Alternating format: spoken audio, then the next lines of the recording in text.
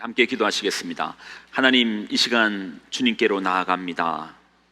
주님께로 가까이 나아가 우리 주님 배웁게 하여 주시고 우리의 모습 속에서 예수님 닮게 하여 주옵소서. 영광을 드립니다. 예수님의 이름으로 기도드립나이다. 아멘. 오늘 동영상 광고가 2개 있었는데요. 하나는 사회구제위원회 광고였습니다. 여러분, 우리 각자가 누군가를 돕고자 하는 마음, 섬기고자 하는 마음, 사람 마음이 그렇잖아요. 사진 속에서도 봤지만 다 깨끗한 곳에서 지내고 싶고 안전한 곳에서 지내고 싶고 또 공부도 하고 싶고 또 인생의 희망도 보고 싶은데 어떤 경우는 가지고 있는 가난이 또 그것을 제약할 때가 있고 또 부족함이 제약할 때가 있는데 다 돕고 싶은 마음은 있는데 어떻게 해야 될지 모르겠다. 그러면 우리 사회구제위원회가 그 일들을 섬겨주실 거고 도와주실 겁니다.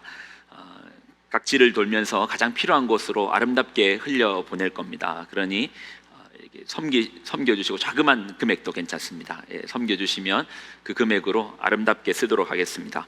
그리고 어제는 저희가 일일 선교로 섬기는 지역들에 7교회가 와서 교회에서 찬양의 축제를 벌였습니다. 너무 좋았습니다. 너무 좋은 게 또 한편으로는 조금 미안한 마음이 들었습니다. 그렇잖아요. 먼 데서 오다 보니까 마카티 차 막힌다는 사실은 다 상식적으로 알고 있으니까 9시에 시작하는데 아침 6시에 도착하셨더라고요. 멀리서 차 막히기 전에 오셔야 된다. 아침 6시에 오셔가지고 저희는 8시에 왔는데 그분들은 9시에 저희도 1시간 전에 오면은 빨리 오겠다 그랬는데 6시부터 오셔가지고 이렇게 했는데 그런 마음으로 그분들은 오셨는데 이걸 행사를 주최하는 우리 마음이 또 우리 교회가 그 마음을 다 담아내지 못한 것 같아서 좀 죄송하더라고요. 아침에 또 아이들이잖아요. 아주 나이가 어린 아이들도 있었는데 얼마나 배고팠겠어요. 다음에 내년에도 이건 그냥 행사가 아니더라고요. 저희한테 복이더라고요. 저희 교회에게 복이더라고요. 이 공간을 찬양으로 가득 채우는데 이거는 그분들을 섬기는 것이 아니고 그분들이 교회를 섬겨주시더라고요. 그러니까 이렇게 귀한 분들을 그냥 맞이해서 되겠습니까? 내년에 이 일을 할 때는 여러분 성도분들 같이 참여해 주시고 우리 또 찬양팀 또 섬겨주시고 찬양대도 섬겨주시고 해서 정말 손님을 손님답게 맞이하고 함께 기쁨을 나누는 그런 자리가 되기를 소망합니다. 내년에는 꼭 같이 하시죠. 우리 양옆에 귀한 지체들과 같이 한번 인사 나누겠습니다. 복된 주일입니다. 복된 주일입니다. 축복합니다.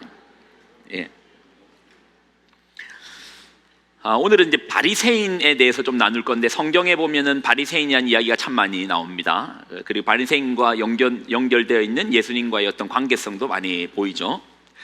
바리새인을 좀 알고 넘어가려고 합니다. 바리새인은 히브리어로 파라시, 구별됨입니다.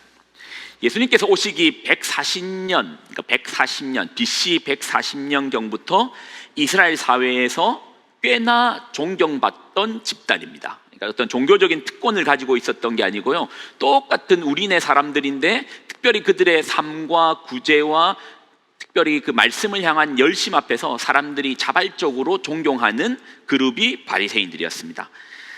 예전에 피 흘리는 바리새인이라는 이야기도 좀 했습니다. 여인을 보고 음욕을 품지 말라라는 말을 문자적으로 지켜내기 위해서 사람들이 많이 모이고 여인들이 모이는 자리에서는 눈을 감고 걷다가 넘어져서 피가 딱 나오면 이걸 긍지로 여기고 오히려 피를 닦지 않았던 바리새인들의 신앙적, 종교적 열심, 율법에 대한 열심이 있었던 사람들이 바리새인들입니다. 자, 그러면 질문 한번 하겠습니다. 이런 신앙심이 투철하였던 율법의 열심이었던 바리새인과 예수님과의 관계는 자, 보기 중에서 한번 골라보십시오. 1, 2, 3 몇 번입니까? 친근, 적대적, 무관심. 나만 쪽팔릴 수 없죠. 그 마음 다 압니다. 여러분이 몇 번을 이야기한 줄 압니다. 뭐겠습니까? 친근했습니까? 아닌 것 같죠? 그러면 무관심했을까요? 아닌 것 같죠? 적대적이었습니다. 이 적대적이란 감정도요, 이 감정이란 영역도 크기에 높낮이가 있지 않겠습니까? 이 예수님과 바리새인의 이 적대감을 가장 잘 보이는 구절이 마가복음 3장 6절인데요. 같이 한번 읽어볼까요? 자, 읽습니다. 시작.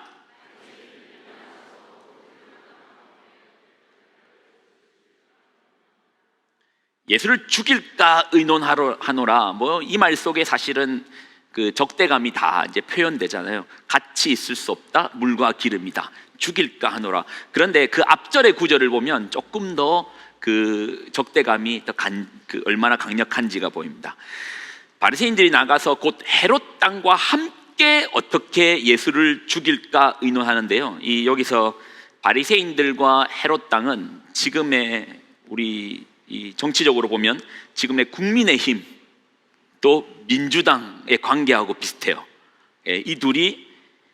이들의 관계보다 안 좋으면 더 안 좋았지 더 좋을 리가 없습니다. 그러니까 그만큼 바리새인과 헤롯 땅은 물과 기름의 관계인데 이들이 하나가 되어 예수님을 죽이려고 의논합니다.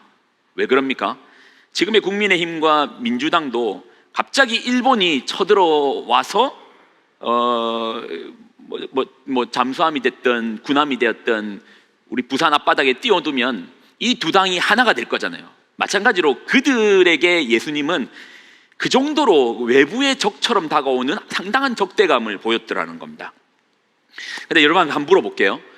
예수님과 바리새인이 적대적이었다라는 이 부분 앞에 한번 보십시오. 예수님과 바리새인이 적대적이었다는 이 사실 앞에 여러분 좀 불편함이 있으십니까? 그냥 그렇게 크게 불편함이 없죠. 그러니까 뭔가 상식적으로 좀 다가오죠. 근데 이게요, 한번 제가 물어볼게요. 예수님 좋은 분, 나쁜 분? 말 안 하면 나쁜 분 되는 걸 수도 있는데, 다시 한번 물어볼게요. 예수님 좋은 분, 나쁜 분? 좋은 분. 자, 그러면 이 질문 돼봐요. 바리새인 좋은 사람, 나쁜 사람? 나쁜 사람. 우리는 이제 신약 성경을 읽으면서 우리 안에 어떤 바리새인에 대한 프레임이 잡히는데 그 프레임이 바리새인 나쁜 사람이라는 프레임이 잡혀 있어요. 근데 이거는 상당한 오해입니다. 제가 말씀드렸잖아요. 사람들이 어떤 종교적 억압에 의해서 바리새인들을 존경한 게 아니고 자발적으로 바리새인들을 바라볼 때 상당히 존경하는 마음이 있었습니다. 그러니까 우리는 이 신약을 읽으면서 뭔가 상당히 오해한 부분 중에 하나가 바리새인과 예수님이 적대적이었다라는 이 말이 별로 불편하지도 않고 당황스럽지도 않습니다. 그거는 예수님은 좋은 분으로 저희는 이미 결론을 냈는데, 그러면 바리새인은 나쁜 사람, 좋은 사람이 나쁜 사람하고 적대적 관계는 별로 불편함이 없는데, 그런데요, 예수님 좋은 분, 바리새인도 좋은 분, 그런데 둘이가 싸우네? 그러면 좀 불편해지는 거예요. 그래서 우리는 이제 바리새인에 대해서 조금 더 이 오해를 좀 풀고 나갈 필요가 있습니다. 그래서 바리새인들의 출현 배경을 좀 살펴보면 상당히 우리가 오해하고 있는 바리새인들을 좀 살펴보면 제가 앞에도 말씀드렸지만 바리새인들은 서민 집단들 중에서 리더의 격에 있었는데 그들은 백성에게 존경받는 집단이었다. 그리고 그들의 출현이 BC 140년부터 출발합니다. BC 몇 년요? 140이라는 숫자를 좀 기억하십시오. 자, 그리고 또 하나 뭔 얘기를 하려고 하면 말라기 선지자, 이제 구약의 말라기 선지자부터 예수님이 오시는 시기까지가 한 400년이 됩니다. 이 시기를 신구약 중간사라고 합니다. 신구약 중간사라고 하는데 신구약 중간사 400년은 크게 세 부분으로 나눌 수 있습니다. 자, 그 세 부분이 BC 400년에서 BC 331년의 페르시아 시대고, 그 다음에 BC 331년에서 BC 63년에 헬라 시대고, BC 63년에서 예수님의 시대에 해당되는 로마 시대가 있습니다. 그러니까 페르시아, 헬라, 로마로 3분되는 어떤 시기가 말라기 구약을 끝으로 예수님이 오시는 시기까지의 400년 동안에 이러한 시기가 있었습니다. 자, 그러면 바리새인의 출현은 어디에 해당됩니까? 어느 시대입니까? 헬라 시대죠. 140년이라고 했으니까 헬라 시대에 해당됩니다. 그런데 여러분 보십시오. 바리새인이라는 집단은 구약으로부터 예전부터 있어 와 있던 집단이 아니고 어떤 시대적인 배경 때문에 그들은 자기들이 결의해서 만든 집단이에요. 원래 율법으로부터 있어 왔던 집단이 아니고 어떤 시대적인 배경 속에서 자기들이 이렇게 구별됨을 선택하면서 나와서 모였던 그룹이 바리새인들입니다. 그러면 헬라 시대라는 시대 배경을 모르고서는 바리새인을 정의할 수 없죠. 자, 그래서 저는 이제 헬라 시대를 여러분에게 잠깐 소개를 해드리려고 합니다. 맛배기로만 좀 보여드리는데요. 여러분, 그 헬라 하면은 헬라 하면은 그 헬레니즘 문화라고 하면 떠오르는 아주 유명한 왕이 있습니다. 사진 먼저 한번 보여주시고 한번 여러분 맞춰보실래요? 누굴까요? 누구겠습니까? 예, 알렉산더 왕입니다. 알렉산더, 페르시아를 물리쳤던 알렉산더입니다. 알렉산더는 그의 스승이 꽤 유명한 사람입니다. 철학을 정리했던 인물을 아리스토텔레스라 하거든요. 그 아리스토텔레스가 알렉산더의 스승입니다. 알렉산더가 이 영토를 확장하는 가운데서 그 아리스토텔레스의 땅을 정복했고 아리스토텔레스를 자신의 스승으로 모십니다. 그리고 이제 알렉산더는요, 이 헬레니즘의 전도사라는 어떤 그런 투철한 마음으로 자기가 가는 곳마다 헬레니즘을 전파하는데, 알렉산더는 그리스, 페르시아 그리고 인도까지도 영토를 확장시키는 거예요. 예. 그리고 헬레니즘 문화를 전파합니다. 자, 그러면 우리가 이제 어원적으로 좀 하나 살펴보면 헬레니즘이라는 게 뭘까요? 헬레니즘. 예, 니나 알지 뭐 우리까지 알아야 되나 표정이신데요. 여러분, 그 헬레니즘 어렵지 않습니다. 이번에 한번 알아두시면 돼요. 헬레니즘을 그냥 어원적으로 보면 헬레니즘이란 말, 헬라라는 말 속에 그리스라는 말이 있습니다. 그러니까 헬레니즘이라는 건 그리스적 사고방식이 헬레니즘입니다. 그러니까 헬레니즘하고 그러니까 그리스 문화에서 온 게 헬레니즘이라고 보시면 됩니다. 그리스적 사고방식을 따른다. 자, 그러면 이제 우리는 이제 그리스의 어떤 사고방식을 이해하면은 헬레니즘 문화를 이해할 수 있는데, 그리스 하면 떠오르는 게 큰 두 가지 장벽이 있습니다. 자, 하나는 너 자신을 알라, 소크라테스, 플라톤, 그리고 아리스토텔레스 같은, 그리스 하면 뭐죠? 철학이죠. 그리스에서 철학이 나왔습니다. 철학. 혹시 이 중에 철학과 나오신 분 있습니까? 없으니까 제가 자신 있게 말하겠습니다. 또 있으면 또 곤란할 수 있는데, 제가 이제 철학이라는 학문, 저는 뭐 철학과를 나오지 않았고 신학을 공부하면서 철학을 잠깐 맛보기로 봤기 때문에 사실 제가 뭐 철학이 이렇다 저렇다 말할 자격은 없습니다. 근데 철학이라는 학문을 좀 보니까 철학이라는 모든 학문은 결국 하나의 질문으로부터 출발하더라고요. 그 질문이 뭘까요? 철학이라는 모든 질문, 철학은 이제 질문으로 시작하는데, 이 질문의 모든 점은 어디서부터 출발하냐면 나는 누구인가로부터 출발하는 거예요. 나는 누구인가. 그러니까 결국은 이제 철학이라는 학문 속에서는 나는 누구인가, 인간에 대한 생각, 인간에 대한 고민, 인간에 대한 존재성, 그러니까 인간 중심적인 학문이 철학인 것이죠. 그러니까 철학은 필연적으로 인간 중심이 될 수밖에 없어요. 자, 그리고 그리스 하면 빼놓을 수 없는 하나가 철학이라면 또 하나가 있습니다. 그게 뭘까요? 그리스 신화입니다. 신화. 올림푸스의 제우스, 미의 신 아프로디테, 바다의 신 포세이돈, 지옥의 신 하데스. 그러면 철학, 그러니까 인간 중심적인 어떤 세계관을 가지고 있는데, 그러면 그리스는 또 신화니까 그러면 신 중심적인 세계관을 가지고 있는가? 그런데요, 여러분, 그리스 신화를 좀 보면요, 그리스 신화를 보면은 신들의 이야기를 말하는 것 같지만 아닙니다. 막 신들이 질투하고 신들이 이런 그 인간하고 거의 비슷한 모습들을 띠면서 보여줘요. 이제 그리스의 신화는 인간이 가지고 있는 기본적인 욕망과 욕구를, 이게 들키면 부끄럽잖아요. 내가 가지고 있는 욕구와 욕망이 들키면 부끄럽잖아요. 그러니까 신의 모습에 투여돼 가지고 우리가 가지고 있는 힘에 대한 욕망, 성에 대한 욕망을 신에게 투여해서 보이는 겁니다. 이게 어떤 작용을 하냐면, 그러니까 결국 우리의 욕망을, 이게 들키기 싫은 우리의 욕망을 신에게 투여해 가지고 보면서 또 이 신화를 통해서 봐라, 신들도 저런다 하면서 우리의 욕망을 정당화시키는 거예요. 그러면 결국 그리스가 말하고 있는 그 신화 자체도 인간 중심적일 수밖에 없습니다.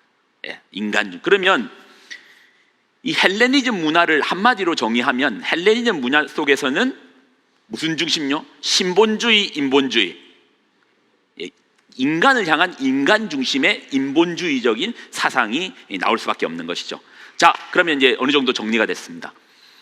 유대 땅 역시 알렉산더에 의해서, 물론 알렉산더는 빨리 요절을 하지만 그 이후에 알렉산더의 부하들이 또 팔레스타인 땅을 지배하였고, 그래서 헬레니즘 문화가 깊이 이스라엘 땅 속에서도 자리 잡게 됩니다. 그래서 이제 팔레스타인 지역에도 하얀 석회암과 색색의 대리석으로 세워진 도로, 광장, 궁전, 대중목욕탕, 체육관, 그리고 호사스러운 주택, 그리고 4,000석이 넘는 극장. 이 극장에서는 그리스의 배우들이 그리스 신화를 연기하는데요, 그리스 신화를 보면 뭐 그림 같은 거, 우리가 그리스 신화들의 그림을 보면 옷을 별로 안 입고 있어요. 그러니까 가장 선정적인 이 영화를 극장에 사람들이 이렇게 하니까 많은 사람들이 몰려듭니다.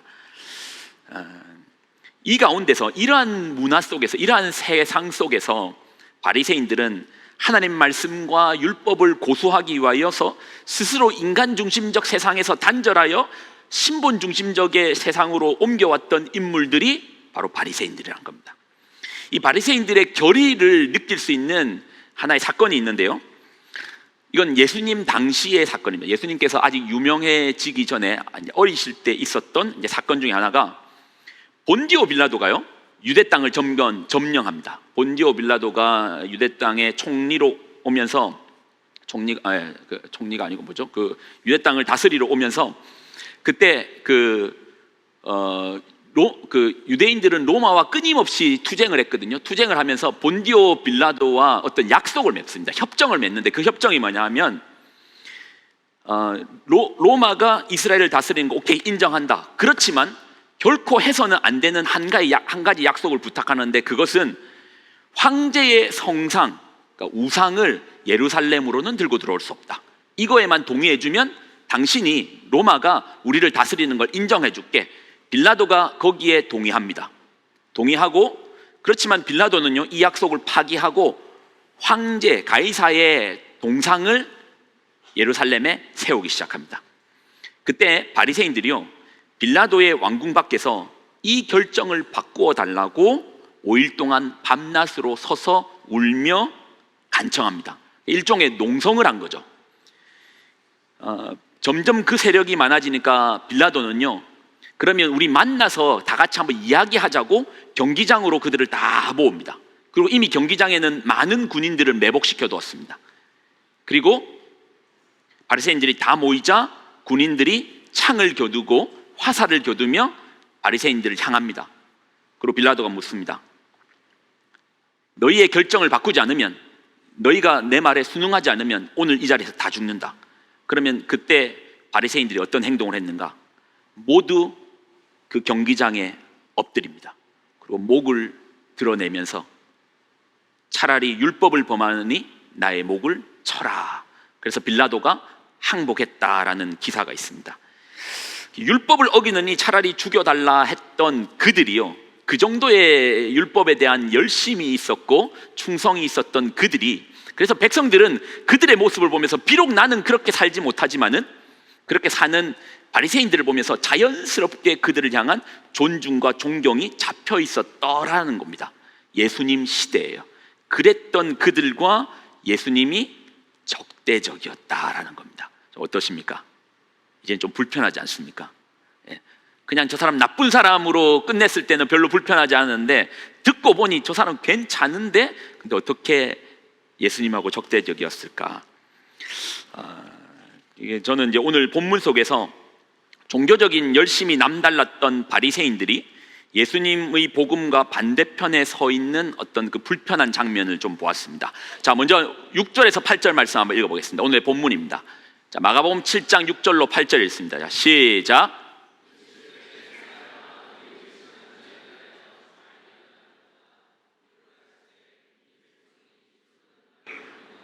마음은 내게서 몰도. 7절, 사람의 계명으로 교훈을 삼아 가르치니 나를 헛되이 경배하는도다 하였느니라. 8절, 너희가 하나님의 계명은 버리고 사람의 전통을 지키느니라. 지금 저는 지금 여러분 앞에서 바리새인에 대해서 꽤나 오해하고 있는 장면 중에 하나가, 바리새인들은 나쁜 사람이라는 프레임을 일단 먼저 제거했습니다. 바리새인들은 그 시대의 사람들에게 존경받았던 사람입니다. 그런데 예수님과 적대적이었어요.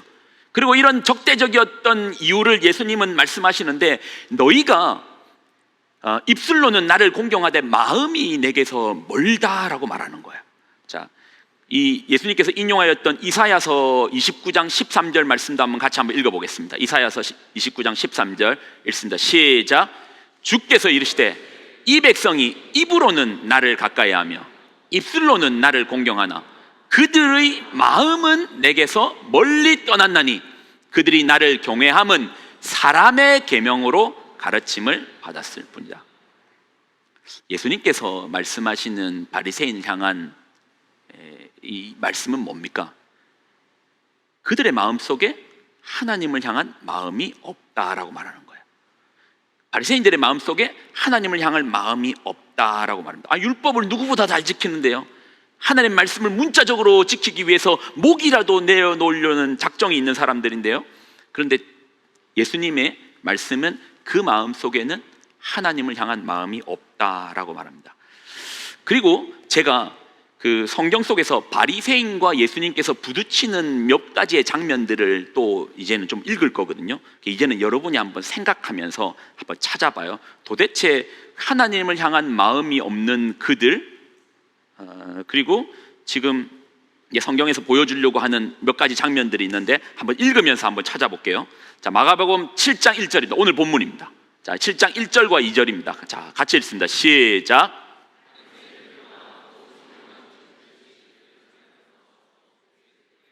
자, 2절입니다. 그의 제자 중 몇 사람이 부정한 손, 곧 씹지 아니한 손으로 떡 먹는 것을 보았더라. 바리새인의 눈에 유달리 잘 보이는 장면들이 있어요. 자, 그 다음 장면에서도 바리새인들의 눈에 유달리 잘 보이는 뭔가가 있어요. 자, 그것도 한번 보겠습니다. 자, 마가복음 2장 14절로 14절로 15절까지 먼저 읽을게요. 자, 14절로 15절 있습니다. 시작. 알페의 아들 레위가 세관에 앉아 있는 것을 보시고 그에게 이르시되 나를 따르라 하시니 일어나 따르니라. 자, 15절. 그의 집에 앉아 잡수실 때에 많은 세리와 죄인들이 예수와 그의 제자들과 함께 앉았으니 이는 그러한 사람들이 많이 있어서 예수를 따름이더라.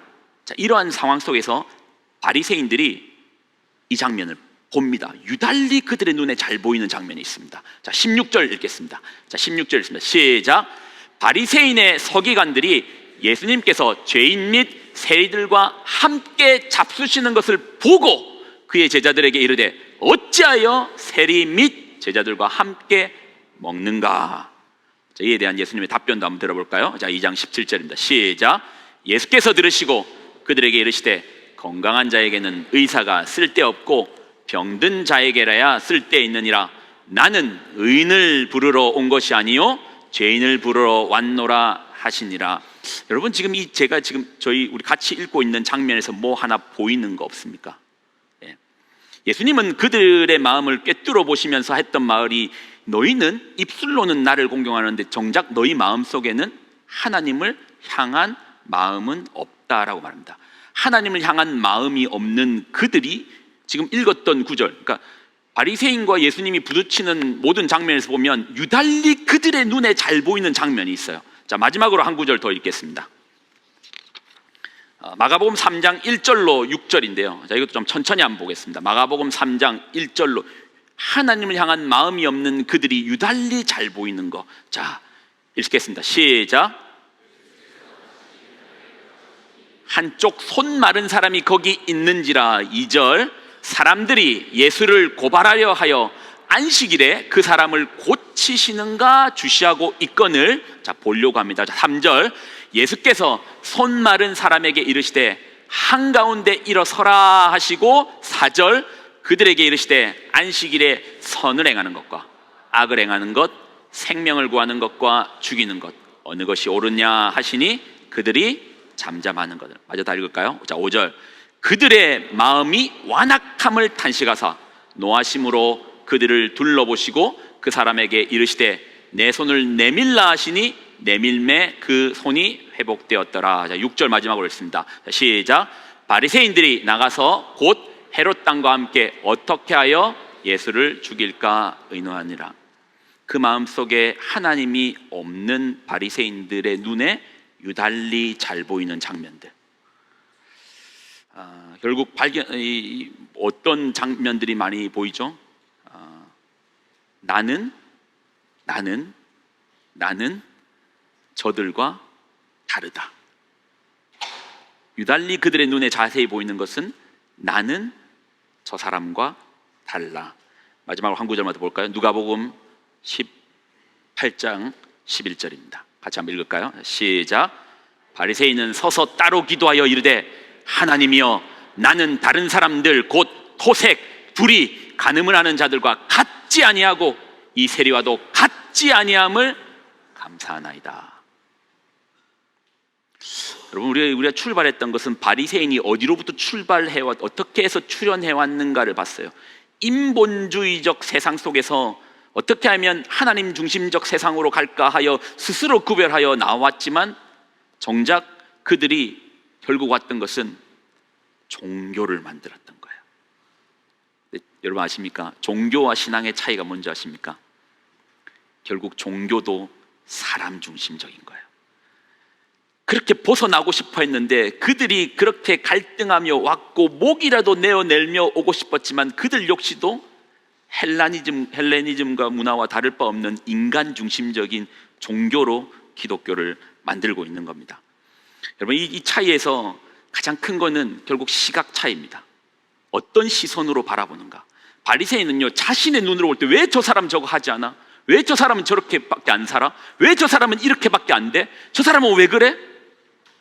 근데 그 말은요, 여러분의 마음 속에서도 혹 내가 참된 신앙생활을 하는 것인가, 아니면 나의 신앙 속에서도 바리새인들의 모습이 가득 차 있지 않은가, 뭐로 구분하면 됩니까? 여러분은 어떠세요? 누군가를 바라볼 때 어떤 식으로 바라보십니까? 하나님께서 저 사람에게 역사하시고 일하시고 하나님께서 만져주시면 저 사람도 변화될 거야 라는 하나님 중심적인 생각을 하시고 바라보십니까? 아니면 이 교회 왜 그런 거야? 당신은 왜 그런 거야? 혹시 그것만 눈에 자세히 보입니까? 그렇다면 오늘 기도가 필요하겠네요. 어떤 기도요? 하나님, 나도 하나님의 마음으로 누군가를 바라보게 해주시옵소서. 하나님께서 바라보는 시선으로 저들을 바라보게 하여 주옵소서. 바리새인들의 눈 속에서 보이지 않았던 것은 율법을 어기느니, 하나님을 섬기고 하나님을 사랑한다, 하나님 뜻대로 살겠다, 율법을 어기느니 차라리 죽여달라 했던 그들의 마음속에 정작 보이지 않았던 것은 하나님의 시선이 없었던 거예요. 여러분 어떻습니까? 하나님의 시선으로 바라보십니까? 여러분에게 만약에 교회 이야기를 하라고 하면 처음부터 끝까지 교회에 대한 불만이 가득하여서 인간 중심적 생각이 가득 차십니까? 아니면 하나님이 일하시고 하나님 역사하시고 하나님께서 임재하고 계시는 그 놀라움의 현장으로 시선이 바뀌십니까? 오늘 부족한 설교를 이 찬양으로 좀 마무리를 짓고 싶은데요, 이 찬양 속에서 그 다음 나눠야 되는 메시지가 충분히 들어있습니다. 이 찬양 속에서 답을 한번 얻었으면 좋겠습니다.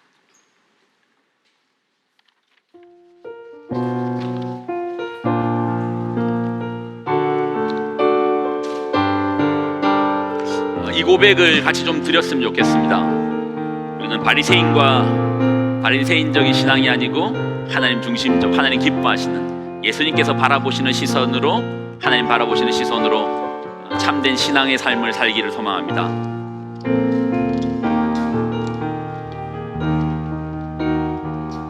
고백하겠습니다. 아버지, 당신의 마음이 있는 나의 곳에 마음이 있기를 원합니다. 나의 마음이 있기를 원해요. 아버지, 당신의 눈물이 있는 곳에, 눈물이 고인 곳에 나의 눈물이 고이길 원해. 하나님께서 바라보시는 것이 아버지 당신이 나의 눈에도 있기를 원합니다.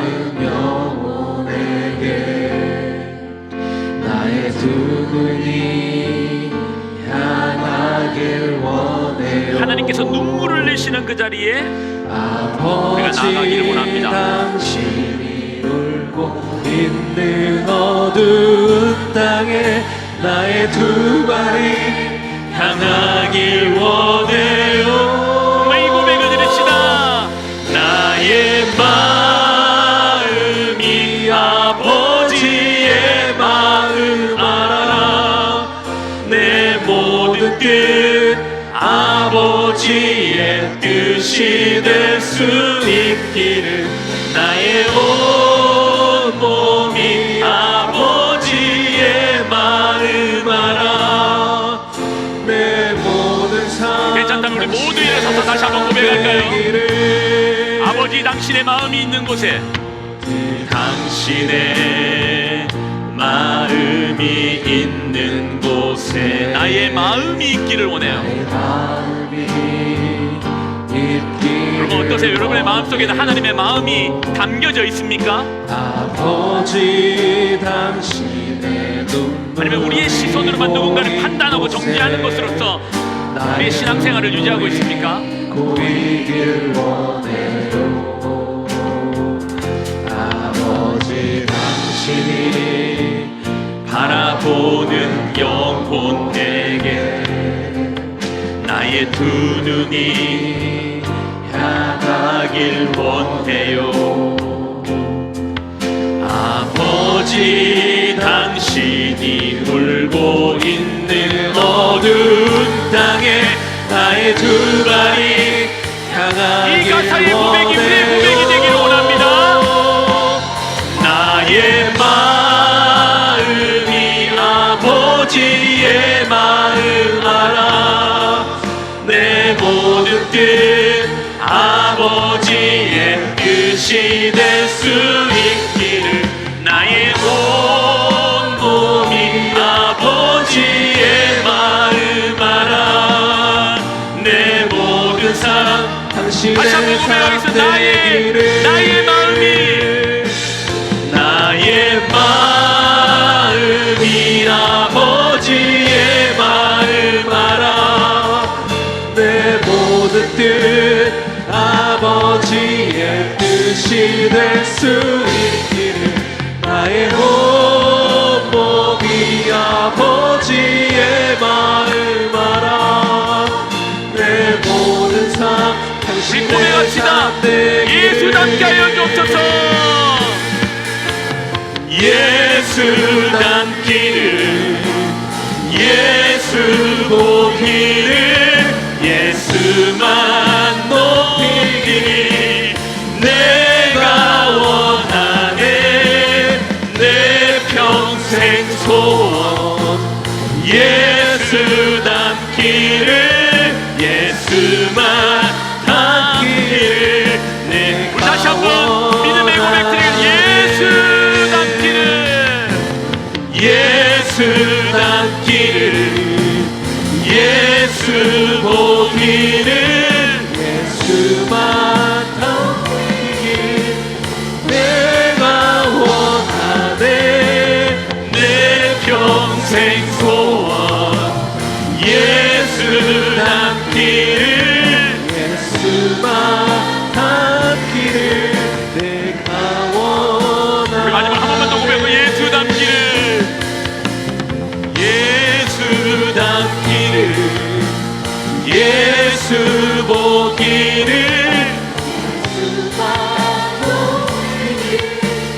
내가 원하네 내 평생 소원. 예수 닮기를. 예수만 닮기를.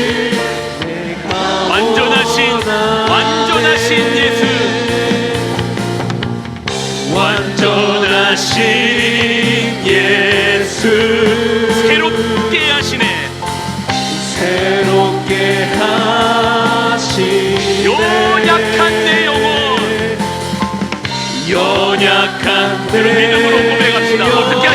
온전하게 하십니다. 온전하게 다시 한번 보여. 완전하신 예수, 완전하신 예수, 새롭게 하시네. 연약한 내 영혼 연약한 내 어떻게 바꾸어주십니까? 온전하게 하시네. 온전하게 되리.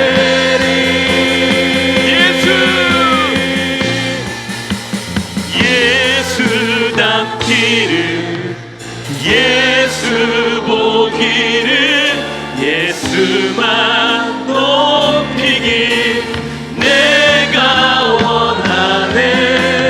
내 평생 소원 예수 닮기를, 예수만 닮기를 내가 원하네. 목소리로만 찬양할까요? 예수 닮기를, 예수 보기를, 예수만 높이길 내가 원하네. 내 평생 소원 예수 닮기를, 예수만 닮기를 내가 원하네. 우리의 신앙이요 종교적으로 바뀔 때가 있더라고요. 우리의 신앙이 종교적으로 변질될 때가 있더라고요. 우리 마음속에 하나님의 마음은 없고, 우리가 알고 있는 지식으로서 누군가를 정죄하고, 우리가 배웠던 말씀으로서 누군가를 정죄하는 그런 모습, 우리의 시선에서 어느 때부터 저 사람은 왜 저래, 왜 저거밖에 안 돼, 교회는 왜 그런 거야, 내가 알고 있는 지식이 신앙이 아니고 마치 바리새인처럼 되어지는 때가 오더라고요. 여러분 눈에는 어떻습니까?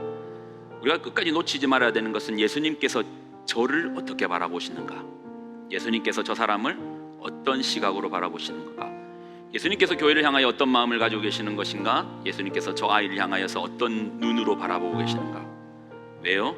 아무리 연약한 우리의 영혼이라도 완전하신 예수께서 새롭게 하여 주시고 온전하게 하여 주시기 때문입니다. 그러니 우리 참된 신앙으로 나아가기를 소망합니다. 혹시 마음 가운데 계속적인 불평과 누군가를 향한 정죄, 우리가 아는 지식이, 신앙적인 가치관이 누군가를 정죄하는 용어로 쓰입니까? 지금 예수님의 말씀을 들으셔야 됩니다. 네 마음속에 하나님이 없다, 내 마음속에 아버지의 마음이 없다. 여러분 들으셔야 됩니다. 그 음성이 들려와야 됩니다. 그리고 주님의 마음으로서 하나님 나에게 주님의 마음을 허락하여 주옵소서. 예수님의 마음으로 그 영혼을 바라보게 하여 주옵소서. 예수님의 시선으로서 교회를 바라보게 하여 주옵소서. 예수님의 시선으로서 우리 아이들을 바라보게 하여 주옵소서. 우리가 이 시간 짧게라도 한번 기도하고 넘어가야 됩니다. 하나님, 내 안에 있는 바리새인들이 떠나가게 하여 주시고, 오늘 우리 마음 가운데 주님의 시선으로 주님의 모습이 임하게 하여 주시고, 우리의 간절한 소망으로 예수 닮게 하여 주옵소서. 우리 간절한 믿음으로서 다시 한번 기도하며 나가도록 하겠습니다. 하나님, 오늘 우리의 마음 가운데 하나님의 없음을 용서하여 주옵소서. 우리 마음 가운데 주님의 마음을 알게 하여 주시고, 하나님의 말씀을 통하여서 주님의 마음을 느끼게 하여 주시고, 우리가 예수님께로 더욱더 나아가게 하여 주시고, 주님의 마음으로 우리의 마음을 채워 주옵소서. 그리고 예수님께서 바라보셨던 그 시선으로, 그 시각으로 우리가 또한 바라볼 수 있도록 도와주옵소서. 오늘 우리의 믿음 가운데서 우리 참으로 주님을 닮기를 원합니다. 우리를 완전케 하여 주시고 새롭게 하여 주시고 변화시켜 주시는 주님의 모습이 우리 가운데만 있게 하여 주시고, 하나님 그러한 우리 모습을 허락하여 주옵소서. 하나님, 주님의 시선으로서 아버지의 마음으로서 교회를 바라보게 하여 주시고, 아버지의 마음으로서 영혼들을 바라보게 하여 주옵소서. 그 영혼이 주께로 돌아오기를 간절히 바라시는 아버지의 마음들이 우리 가운데 있게 하여 주옵소서.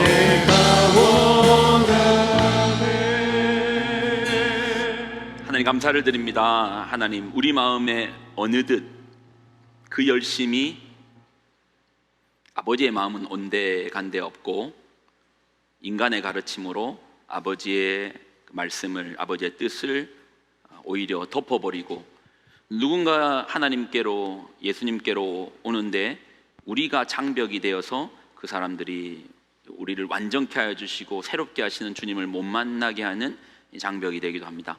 하나님, 우리 속에 있는 바리새인들이 떠나가게 하여 주시고 이런 우리의 마음에 하나님의 마음을, 그리고 우리의 모습에 예수 닮게 하여 주옵소서.